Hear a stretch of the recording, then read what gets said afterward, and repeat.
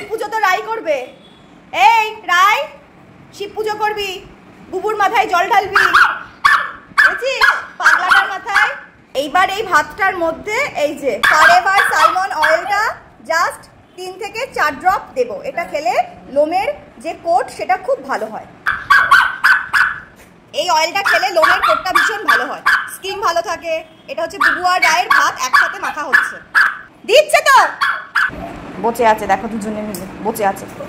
এইবার খাওয়ার জন্য কি করে দেখো, টিপা কে নাও, চুপ করলে ভালোভাবে কে নাও, শান্তি, ওম শান্তি। দেখো এক্ষুনি কি চিৎকার করছিল, দেখো খেয়ে দে কি সুন্দর চুপ করে বসে আছে।